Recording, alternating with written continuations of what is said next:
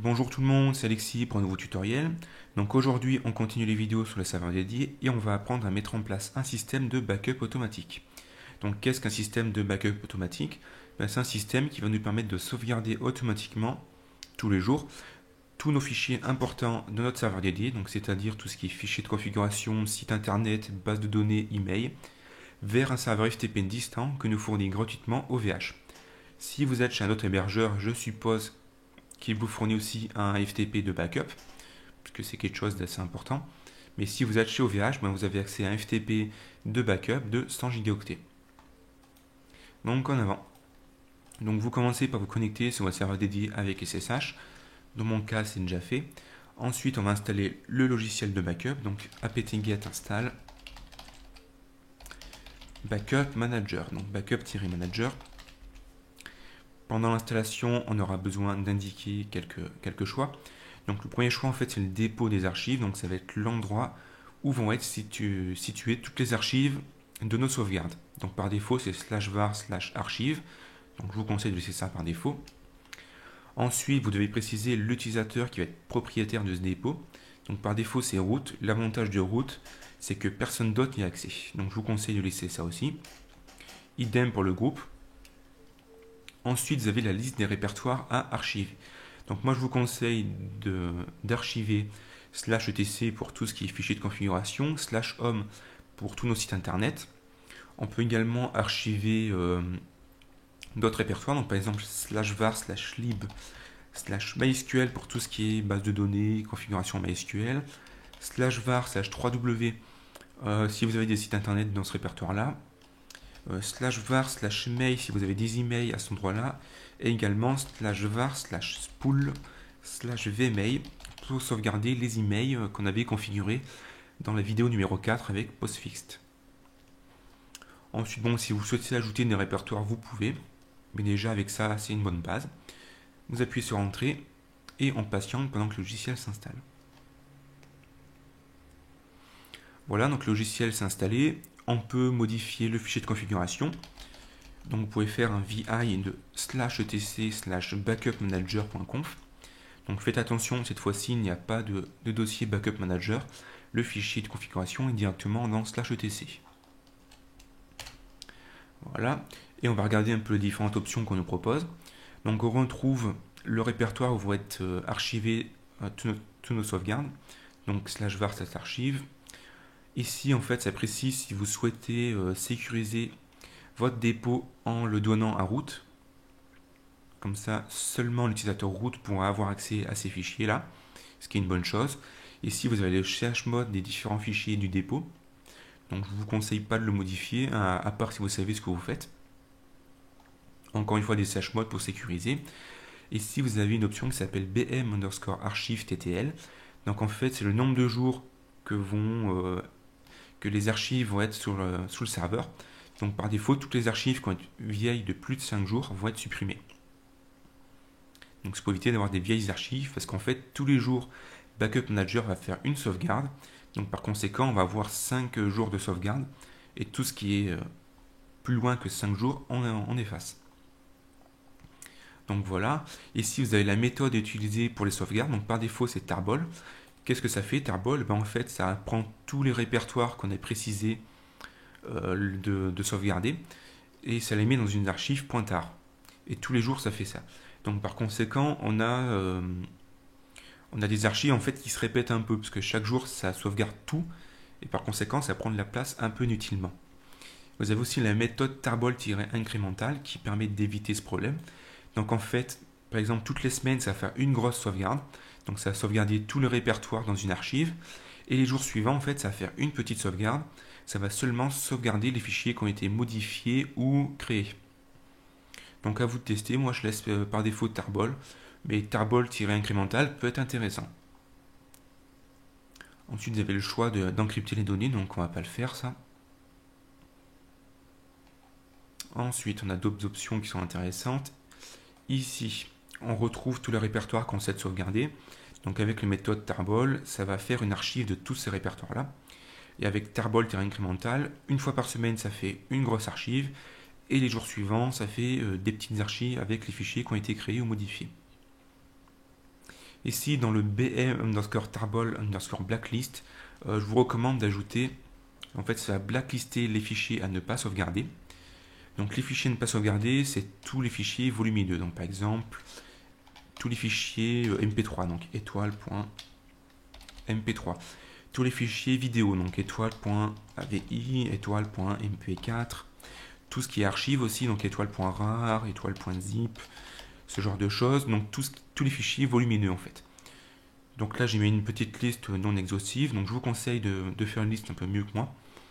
Parce qu'en fait, si vous avez bien remarqué, toutes nos archives vont être stockées dans /var/archive. Et si vous avez laissé, comme je l'ai fait, le partitionnement par défaut d'OVH, vous avez environ 10 Go dans le répertoire racine. Et si vous sauvegardez tous les fichiers MP3, tous les fichiers vidéo, vous allez vite dépasser cette mémoire-là, en fait, et ça va bloquer votre serveur. Donc moi, ça m'est déjà arrivé, parce que vu que je possède des tutoriels vidéo, et en fait, il m'avait sauvegardé tous mes tutoriels vidéo dans /var, cette archive, et du coup, j'avais plus de place sur mon serveur, et j'arrivais même plus à me connecter en SSH. Donc faites très attention avec ça. Ça peut poser des soucis assez importants par la suite. Ensuite, on va préciser qu'on veut sauvegarder par FTP. Ici, vous retrouvez d'options qui correspondent en fait au tarball-incrémental. Donc en fait, ici, ça précise qu'on veut faire une grosse sauvegarde pour le mode incrémental chaque semaine. Et ici en bas, une petite sauvegarde tous les jours. Voilà, donc on descend jusqu'à arriver aux configurations des FTP. Donc ici, vous avez une liste des différents services que vous pouvez utiliser pour sauvegarder vos données. Donc nous, on veut utiliser le FTP, mais vous pouvez l'envoyer sur un serveur distant, par exemple avec SCP, avec SSH, avec AirSync, avec S3, qui est un service d'Amazon, qui est un peu à la mode en ce moment. Donc ici, dans bm underscore upload underscore method, vous allez mettre FTP. Voilà, on va descendre un peu. Donc ici, vous avez la méthode SSH. Et ici, on a la méthode FTP, ce qu'on va utiliser. Donc ici, dans bm upload FTP user, ce que vous devez faire, c'est aller vous connecter sur votre manager et c'est OVH, pardon. Donc vous connectez. Donc vous vous connectez sur votre manager. Ici, vous sélectionnez votre serveur dédié. Vous allez vous placer dans service, comme ceci. Et ici en bas, vous avez un service qui s'appelle Backup FTP. Et vous allez devoir l'activer. Donc moi, je l'ai déjà activé. Et vous avez 100 Go pour faire vos backups FTP. Donc une petite parenthèse là-dessus, c'est que ce serveur FTP là, il est seulement accessible à partir du serveur dédié. C'est-à-dire que vous ne pouvez pas vous connecter avec ces identifiants là à partir de FileZilla, à partir de votre ordinateur. Vous devez obligatoirement vous connecter à partir de votre serveur dédié. Donc c'est une espèce de sécurité.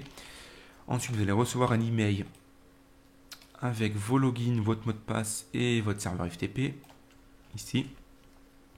Donc je vous conseille de mettre ça de côté. Et on va ouvrir la console. Je me suis trompé de console. On va ouvrir la console. Ici, je vous conseille de faire comme moi. Ici, dans FTP User, vous copiez le login. On copie. On colle le login ici. Dans mot de passe, donc vous copiez le mot de passe et vous allez mettre ça dans le champ ici en bas, password. Et vous pouvez également copier le serveur FTP et aller le coller dans host ici en bas. Voilà. Ensuite, là c'est à peu près bon au niveau de la configuration du FTP. Ici en bas, vous avez plusieurs options qui permettent de définir si vous souhaitez supprimer des archives automatiquement sur votre FTP. Donc par exemple les archives qui sont vieilles de plus de 5 jours. Ici en bas, vous avez des méthodes pour le S3. Et ici, vous avez une ligne que j'ai failli oublier, qui est le BM upload FTP destination. Et vous devez mettre ici /. Donc à quoi ça correspond cette ligne? En fait, ça précise dans quel dossier de votre serveur FTP distant vous voulez sauvegarder toutes vos archives. Donc nous, on va l'enregistrer à la racine du FTP distant. Et vous avez une dernière ligne qui peut être intéressante, c'est le bm underscore post underscore backup command. Donc je vais essayer de le trouver, ça va être vers la fin du fichier. c'est ici, la dernière ligne à peu près. Et en fait, ici, vous pouvez préciser le chemin vers un script qui va s'exécuter à chaque fois que la sauvegarde va être terminée. Donc par exemple, vous pouvez générer un script qui va vous envoyer un email pour vous indiquer que la sauvegarde a été faite. Donc je ne vais pas le faire dans la vidéo, mais vous avez de la documentation sur internet. Je sais que le site de Alza Création propose un tutoriel avec un script en PHP qui permet de nous envoyer un email avec la liste de tous les fichiers qui ont été sauvegardés. Mais je ne vais pas le faire dans la vidéo parce que c'est pas très important. Donc une fois que c'est bon, ça, vous devez... Parce qu'en fait, par défaut, avant, les vieilles versions de Backup Manager se lançaient automatiquement tous les jours. Maintenant, c'est plus possible, il faut qu'on le fasse manuellement. Donc vous allez vous placer dans le dossier cron.daily, donc cd/etc/cron.daily. Et on va créer une tâche cron pour que notre backup se fasse tous les jours. Donc pour cela, vous devez faire vi backup-manager. Donc on va créer un fichier backup manager, comme ceci. Et ensuite, vous devez copier-coller ce que je vous propose ici, comme ceci. Et en fait, ce petit bout de code va s'exécuter tous les jours, et ça va faire une sauvegarde de nos différents fichiers. Donc je vous fournirai ce bout de code sur le site. Je vais faire un petit zoom pour que vous puissiez voir. Bon, c'est pas très compliqué, on déclare le Chabang, on fait un petit test et on lance le backup manager. Donc on enregistre. Ensuite, vous devez donner des droits particuliers à ce fichier-là. Donc vous faites un chmod et on va donner les droits 751 sur backup manager. Si je fais un ls-l de backup manager, vous remarquez qu'on a donné les droits d'exécution ici au groupe.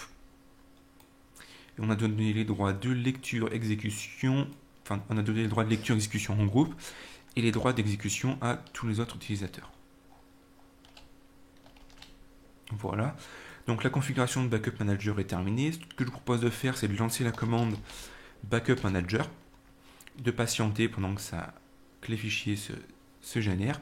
Donc moi, ça existe déjà parce que j'ai déjà refait le tuto, mais bon, normalement chez vous, ça n'existe pas. Vous pouvez faire un ls de /var/archive pour vérifier que vous avez bien vos différentes archives. Donc vous avez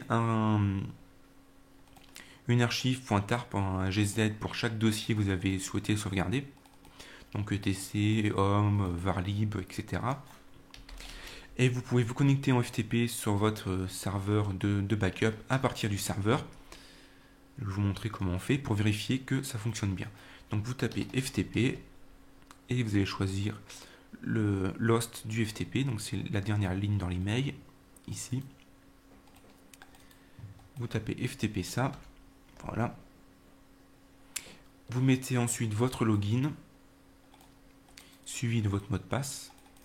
Donc login, entrée, vous mettez le mot de passe. Mince, je me suis trompé. Je suis obligé de faire des copier-coller manuels avec le terminal, c'est un peu embêtant. Vous pouvez faire un ls et vous avez ici toutes vos différentes sauvegardes qu'il y a ici. Donc, particularité sur le serveur FTP de backup, je vous ai dit, on peut se connecter au serveur FTP de backup qu'à partir de votre serveur dédié. Vous ne pouvez pas vous connecter à partir de FileZilla sur votre ordinateur. C'est une sécurité, c'est tout à fait normal. Voilà. Et voilà un peu comment fonctionnent les backups FTP. Donc vous pouvez également faire ça sur votre ordinateur avec Ubuntu par exemple, ça fonctionne aussi. Mais vous devez configurer un autre serveur de FTP, mais bon, je ne vais pas entrer dans les détails. Mais ce que j'explique pour le serveur dédié, là vous pouvez également le faire pour votre ordinateur personnel. Donc voilà pour ce tutoriel, donc j'espère que ça vous aura plu, j'aurai été assez clair. Si vous avez des questions, n'hésitez pas à les poser sur le blog via les commentaires. Je vous invite également à partager ces articles sur Twitter ou sur Facebook si vous l'avez apprécié. Parlant de Facebook, vous pouvez également rejoindre la page Facebook, donc facebook.com/tutorielvideo. On est déjà quasiment 350. Si vous avez des questions, vous pouvez également les poser sur Facebook, donc généralement j'y réponds un peu plus vite que sur les commentaires. Et je vous invite également à vous abonner au flux RSS du site si vous souhaitez rester en contact. Donc vous cliquez ici sur la petite icône article et vous pouvez vous abonner avec un agrégateur comme NetVibes. Comme ça, à chaque fois que je ferai un article, vous serez au courant. Donc voilà, j'espère que ça vous aura plu. J'espère que vous n'avez pas eu trop de soucis avec ce tuto et amusez-vous bien avec vos serveurs. Bonne chance.